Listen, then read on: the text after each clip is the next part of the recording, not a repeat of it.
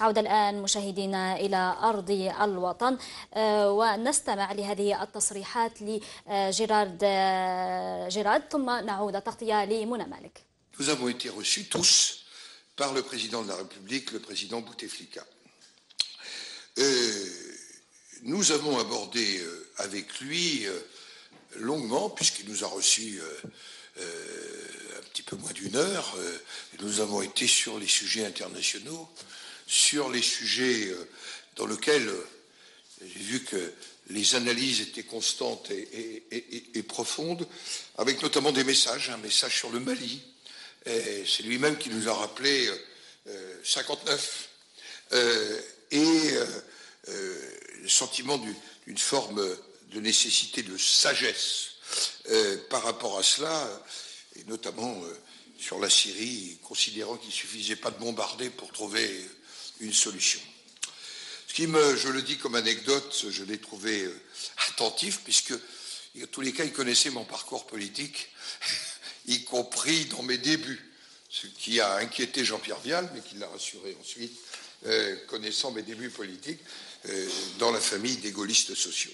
كنتم تستمعون إلى تصريح رئيس مجلس الشيوخ الفرنسي جيرارد لارشي خلال اللقاء الذي جمعه برئيس عبد العزيز بوتفليقة، الذي تحدث فيه عن جملة من القضايا الدولية، مبرزا أن الرئيس عبد العزيز بوتفليقة ضد التدخل العسكري في سوريا لأنه ليس سبيل للحل النهائي. وفي ذات السياق أما في مجال الاقتصادي، عاد رئيس مجلس الشيوخ الفرنسي ليتحدث عن القاعدة 49 51% من قانون الاستثمار، والتي أثارت الكثير من الجدل، معبرا عن إمكانية إعادة مراجعتها من طرف الحكومة الجزائرية. La question du 49-51 se pose. Et cette question du 49-51, nous l'avons abordée, y compris avec le Premier ministre.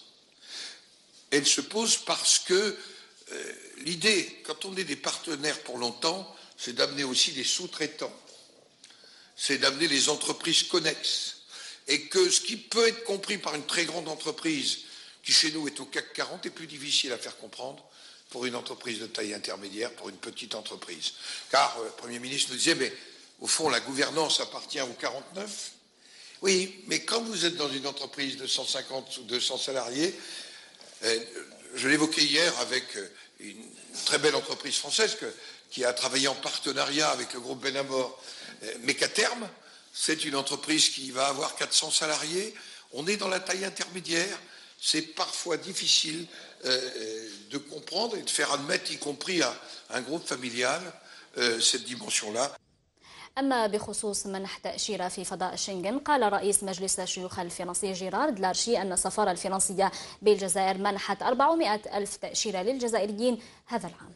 Nous avons évoqué la question des visas avec nos autorités ici, puisque nous délivrons 400 000 visas, ce qui n'est pas rien. En 2015, nous serons à 400 000 visas.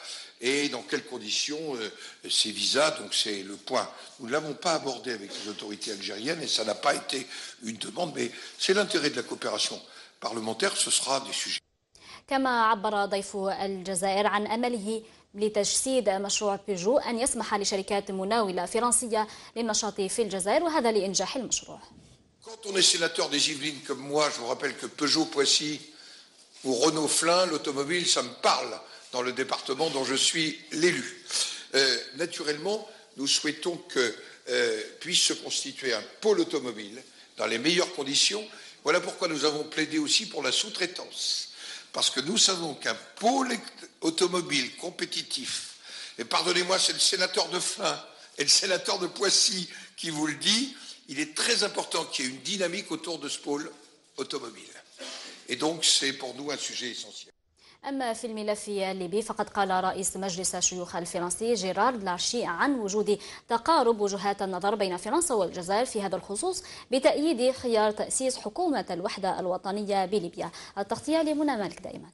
Nous avons senti chez nos interlocuteurs à la fois beaucoup de réalisme sur la difficulté de rapprocher les points de vue de Tobrouk, de Tripoli et d'ailleurs, mais en même temps qu'il n'y avait pas d'autre solution que d'avoir un gouvernement de transition d'union nationale qui permette de reconstruire un État. Parce que les préoccupations que nous avons ressenties, c'est quand on gomme un État, quand on fait disparaître un État, alors il n'y a plus de règles, il n'y a plus même d'espace de discussion, de rassemblement, et qu'un des sujets de la Libye était de refonder en quelque sorte les prémices d'un État, et ça devait être cette dimension.